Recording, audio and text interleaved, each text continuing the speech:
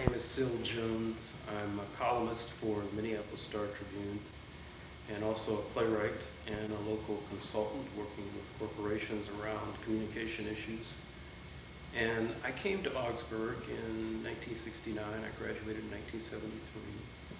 I had a double major in English and theater with a minor in communications and almost a minor in religion.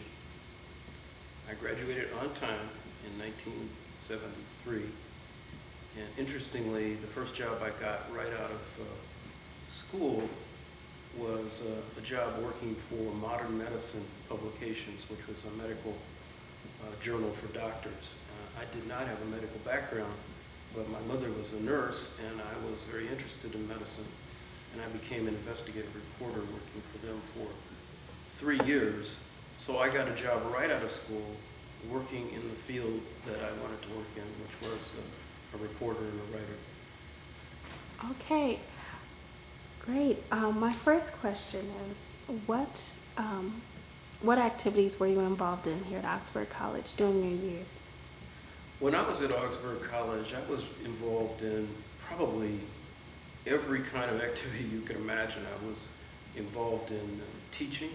In fact, in my sophomore year, I taught freshman English because I had placed out of freshman English when I first came in, because I had taken AP English in high school and gotten a 5 on the AP exam, which meant I didn't have to take freshman English. So it turned out that a lot of the teachers didn't want to teach freshman English. They felt that it was, it was laborious or something. It was all about writing, of course. Well, I've been writing professionally since I was 14, so to me, the idea of being able to work with kids who were somewhat my peers and talk to them about writing, that was a really big thing to me. So I was able to teach freshman writing for an entire year. And then I also worked in the public relations office as a writer. I worked for the newspaper as a writer. I was also very much involved in baseball, sports. And then some of the cultural activities that occurred on campus I was involved in. I was a person who actually ran the programming commission at the time. That was the commission that brought people to Augsburg to play concerts. You know, we brought, and Cy Melby Hall is where we used to have the concerts. And I remember bringing in people like, these are names that most people won't remember, but Paul Revere and the Raiders, for example, which was a rock group at the time that was popular. A guy named Exuma, who was from the Caribbean islands, who gave one hell of a concert. It was terrific. We brought in Dick Gregory. I brought in Betty Friedan, and Betty Friedan came and spoke to kids about women's liberation. So what I was involved in just about all the major areas, including student government. When I was a junior, I was elected president of the junior class. So I got involved in a lot of different activities at Augsburg. Okay, and at that time, what do you think those activities did for you, or how did those activities help you with your transition into college? Or did they help at all? I came from a 6-year academy when I came to Augsburg. I came from a school where I had taken Latin and Greek and advanced mathematics from 7th grade on. We were all encouraged to be very much involved in external and internal activities, extracurricular activities. So when I came to college, I was pretty much set. I knew what I wanted to do. And what Augsburg did, and the reason Augsburg I think was valuable, is it did not stand in the way of my plans. It, in fact, through the number of counselors and teachers that I had, it allowed me to do some things that I might not have been able to do at other places because it was small. It was liberal-minded in terms of looking at the possibilities that people could undertake. And I felt that there were no barriers here. And I think that's the best thing about Augsburg College, is if you come to this school with a plan and an idea about what you want to do, and you can convince the professors who live here and work here that you can do it, or that you should be allowed to do it, they don't stand in your way. And that was the best thing about this school for me. Okay. Now, also, I know you were involved in the radio station or working with the radio station. Can you give me some insight about your position with Augsburg's radio station and what did you do for the radio here for Augsburg? The story about Augsburg Radio is interesting because I was the first person to start Augsburg Radio station. Augsburg did not have a radio presence of any kind until I came here. And when I came here, I had, because I'd been involved in radio in high school, I had looked at this campus as kind of a captured or captive audience. And I thought it would be a good idea to have some kind of radio presence. So what I did is in my dorm room, I recorded songs and conversation and poetry from my own little stereo and put them on a huge reel of tape. And we started playing them in the Christensen Center. That's how the KAUG actually started. Before then, there was no radio station.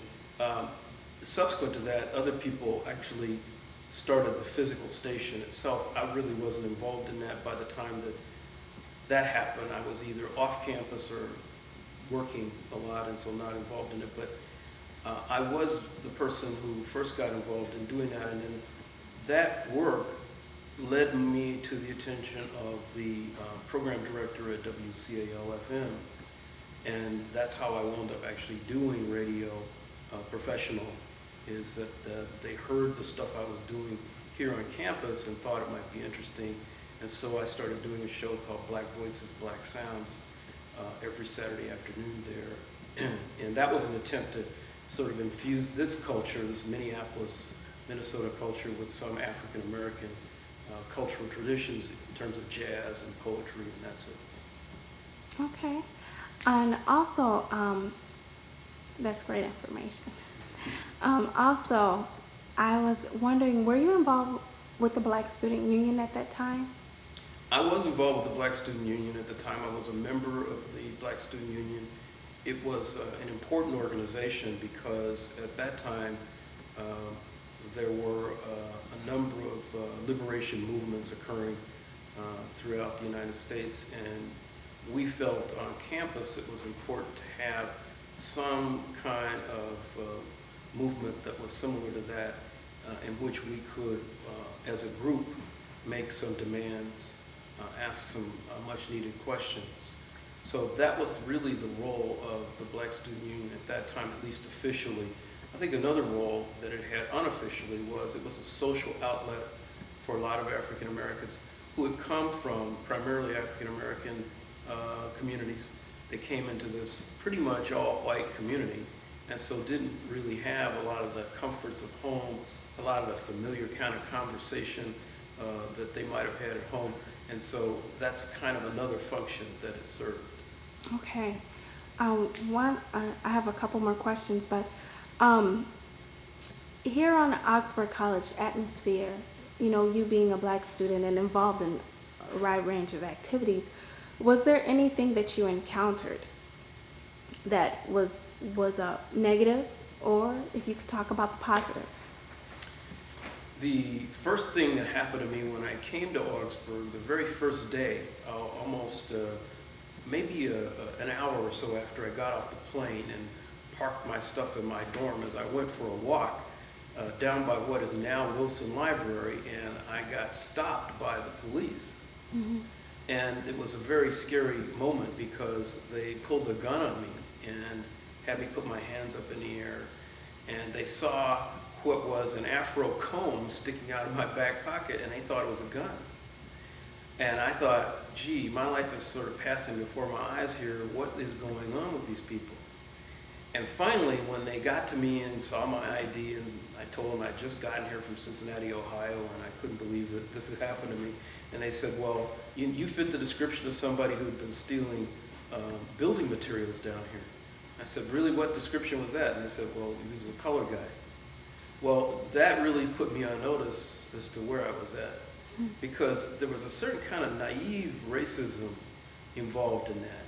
And it wasn't like I had been used to in Southern Ohio, where cops would call you, all kinds of names. They'd hit you upside the head, and you knew for a fact that they were doing that because they were racist. In this case, it seemed like these cops had no real idea that stopping a person because they fit the description racially of someone else, that had anything to do with racism. So that showed me a lot about where I was at, and that was my very, very first day here. But there were a number of other things that happened. I ran for president of the freshman class, and I remember that it was very controversial that African American was running for president.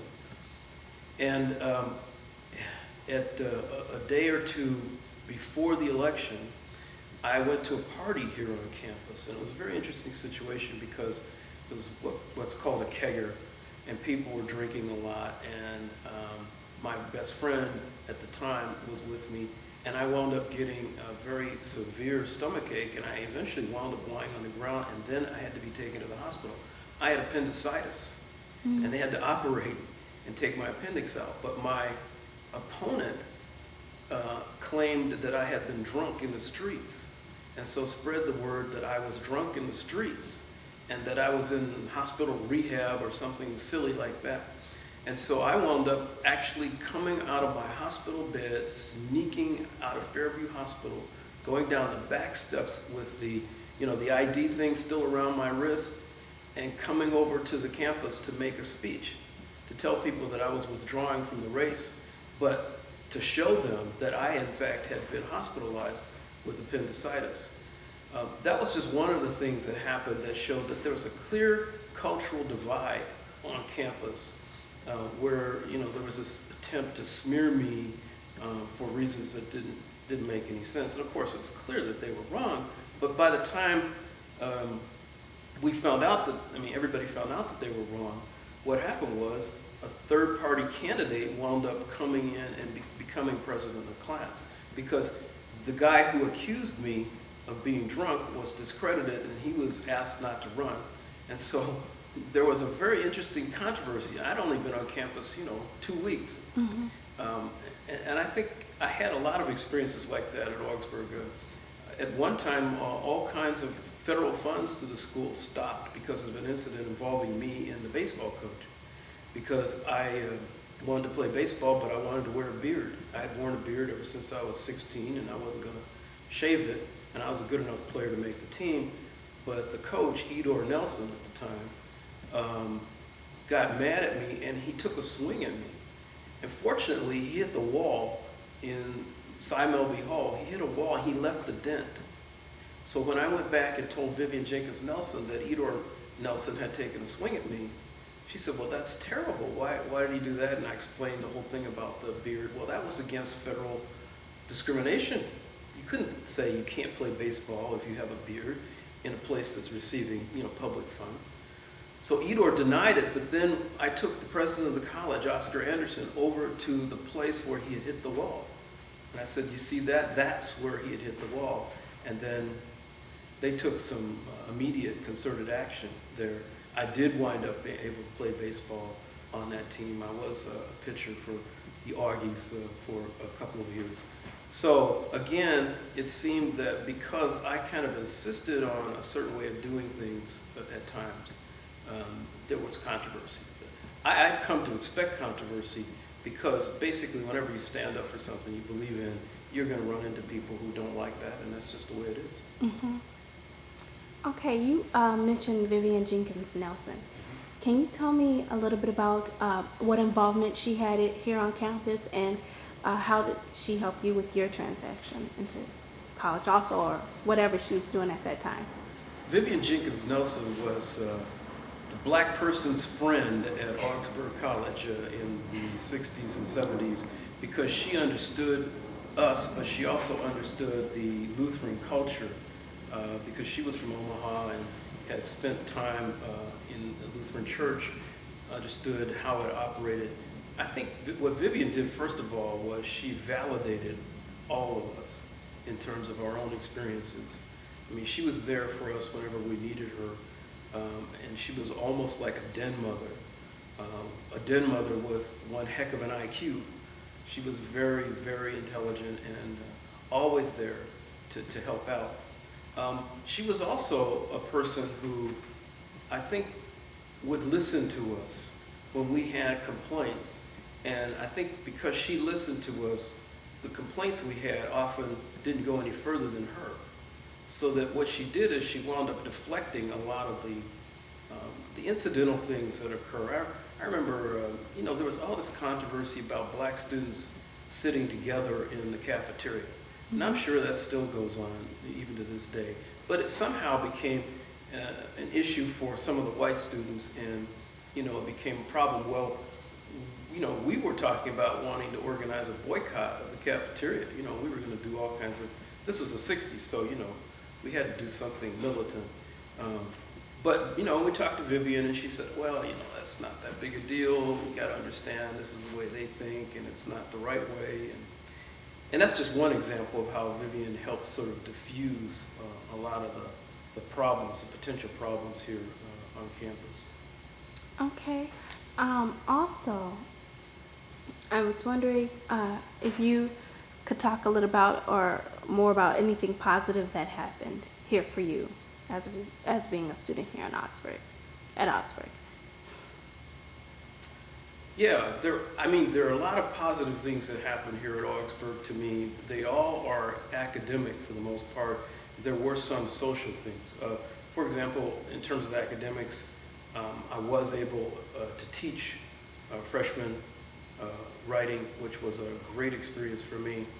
I was able to do more writing, more concentrated writing here than at any time in my whole life. I was also able to start the radio station. New ideas were accepted here. They were looked at as potential expanders of the boundaries of Augsburg's traditions. And so I felt that because of that, Augsburg was a very positive experience for me as a student and a person who had every intention of going on and being successful in my own private life. There were also some social issues that were really interesting here. The naivete of students here, particularly the white students from rural communities.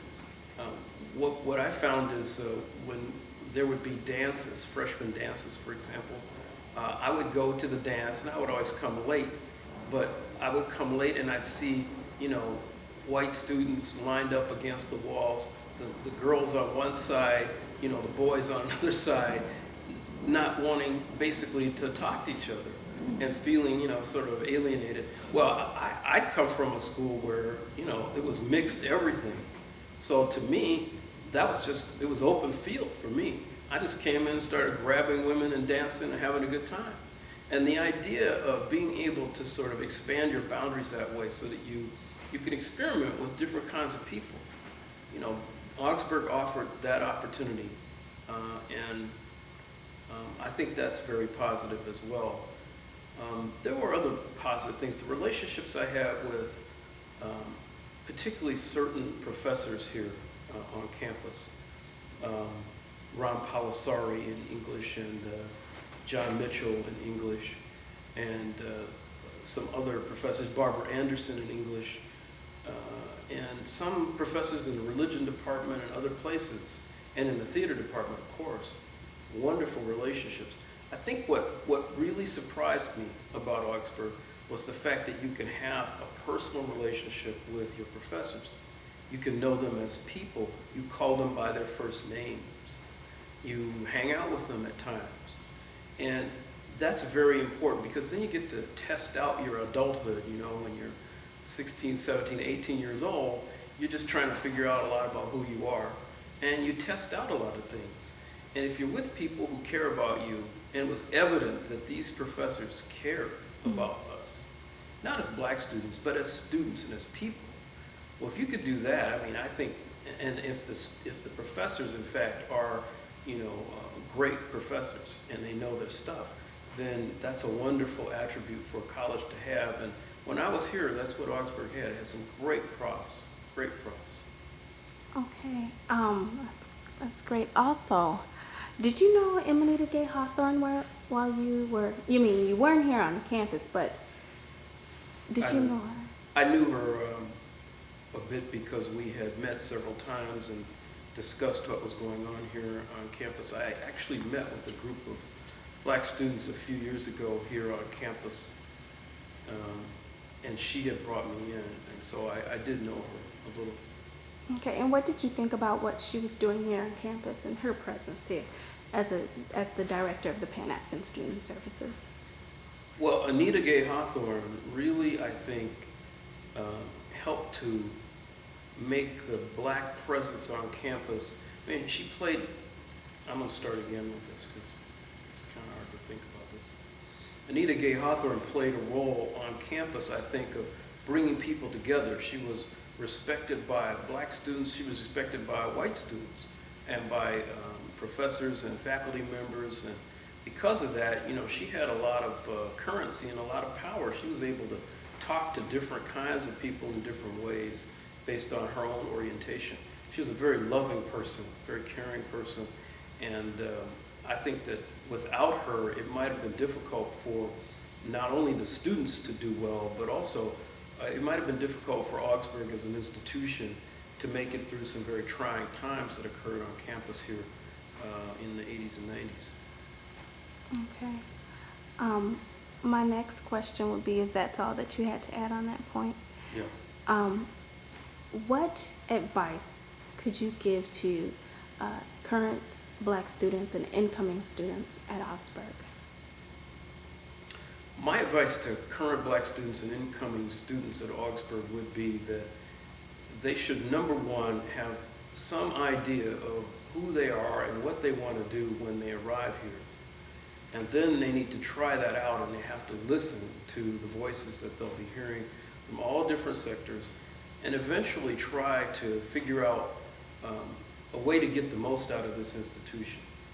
The best way, I think, to get the most out of the institution is to use the resources that are here. This is a tremendous resource. Wonderful people here, a tremendous new library that exists here. A lot of African American students, when I was a kid here, hadn't had access to resources like this.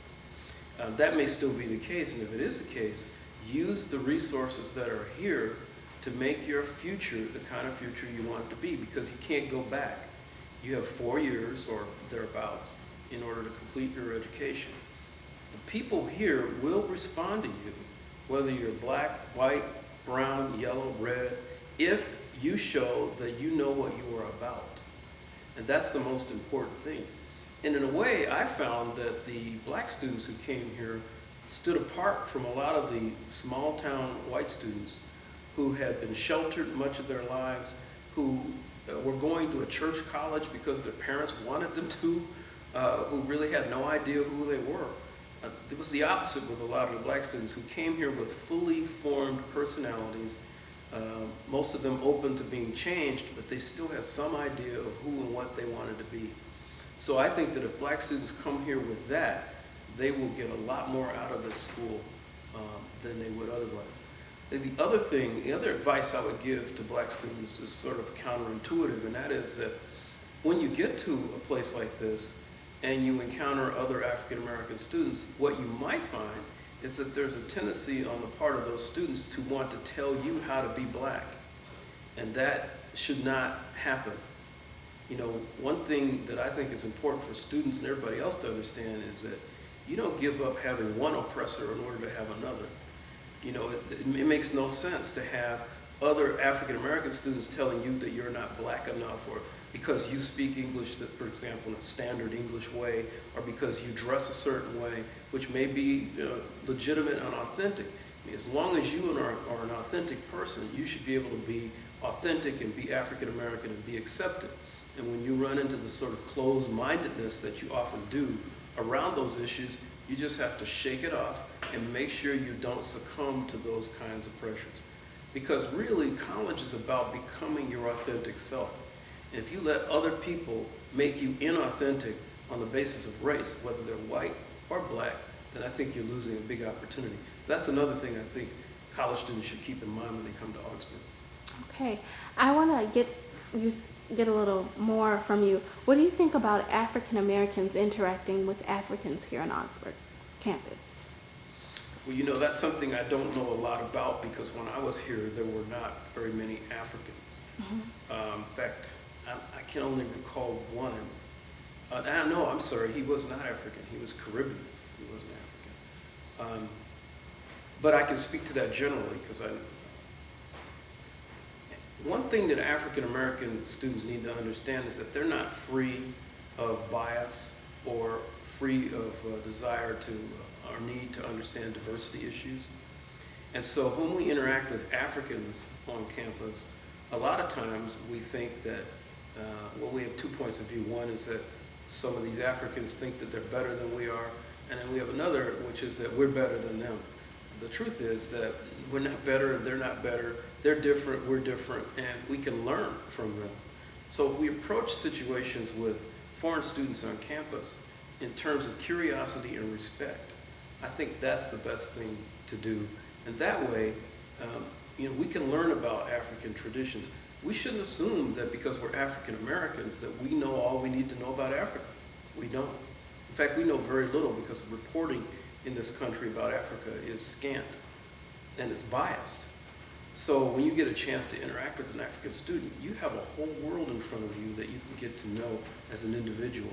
And I think that's the key, is that you treat each person as an individual, you find out what his or her interests are, you are authentic with them, and I think that that makes it easier then to have the cultural exchange that college can facilitate. Do you recommend that cultural exchange between students from different countries and students from the U.S.? I would think that if you have an opportunity to interact with students from other places, other countries, and you don't do it, you're missing an important part of being in college. In college you experiment, you learn about yourself, you learn about other people, and if you're really closed to interacting culturally with people, you don't learn a lot. And I think that the wonderful thing was at Augsburg, when I was here, we had students from Norway and Sweden and other places I could only basically imagine. I had no idea what they were like or what the people there were like. And then I got to meet those people, and I found out that as people, I liked them. I might not have sought them out if they hadn't been here on campus. So if you have the opportunity to get to know students from other places, by all means, take it, because not only will you enrich your life in terms of personally, but you may find that you'll want to know more about that culture. And then if you learn a lot about that culture, you could become a cultural translator. We need people who understand multiple cultures and can become translators. Not translators in terms of language, but translators in terms of culture. Who can say from one culture to the next, hey, I understand what it is you're saying here. This is how you need to say it when you're talking to this kind of person. We need people who, in the communications field particularly, who are able to do that. So I would highly recommend that students here take full advantage of the cultural exchange possibilities that exist because foreign students are on campus. Okay. Well, if you don't have anything, that's all the questions I have. I do want to tell one story I forgot. When I was a freshman here, there was a tradition about wearing beanies. All freshmen had to wear beanies during frosh week. And these beanies were little hats that had spinning propeller blades on the top of them. And they, of course, were an attempt to demean the freshmen, which was part of the deal. And I guess that was pretty popular at some places. But I'd come from a school where, you demeaned 7th graders. They were called Effies. Effies because they flunked out. Over 50% of all 7th graders at the high school I went to flunked out and had to go back to their district schools. So once you made it past 7th grade, you did not have to kowtow to anybody. So when I came here and heard about this tradition, I was shocked. And there was a penalty imposed on people who didn't wear their beanies. So I organized a beanie burning at one of the campfires that we had. And it was very interesting because, again, the kinds of reactions that people gave me to that were that I was subversive and, that I was trying to topple the establishment. The fact is that those sorts of demeaning things, they should have been gone a long time ago. You know, the idea when you wore a beanie was that an upperclassman could stop you on the street and say, "Button, frosh," in which case you'd have to bend down and put your head on the ground and touch the top of your beanie, which had a button on it, to the ground. Okay? And that, I was never going to do that. And so, to me, it just seemed ridiculous. So I wound up doing the beanie burning. And eventually, I think the next year we didn't have beanies. So that all to say that Augsburg is open to change. You just have to be insistent about it. You just have to know why you want the change. You have to be able to articulate it. And once you do that, a lot of people will say, yeah, I guess that makes sense. I could tell you, I think I might have mentioned too at one point before, there were a lot of antiquated rules about dating at this school. And again, just having come from a big city and having a whole different experience, I didn't understand why, you know, you had to keep the door open by a finger length, and, you know, 3 feet were supposed to be on the floor at all times and things of that nature. So I was very activist in terms of overturning those things. I, you know, didn't feel that it was important for the administration to be in our lives to that degree, where they were, you know, trying to determine, you know, what our dating habits were and things of that nature. So I led a number of student actions that eventually overturned those things. I had a sleepover in the girls' dorm at one time that actually changed the policies of no men were allowed in the dorms. In those days, we were not actually allowed as men to go into the dorms. We were only allowed to come to the front and ask for the lady to come down. Well, I got a bunch of my friends one weekend, and we went into Ernest Tower, and we spent the whole weekend. We were eventually escorted out by security, but it caused such a stink that people began to think twice about whether or not we needed to have those rules. Eventually, we didn't have them. So Augsburg is open to change. You just have to be persistent and consistent. Okay. Well, that being all, thank you very much, and we're signing off. Okay.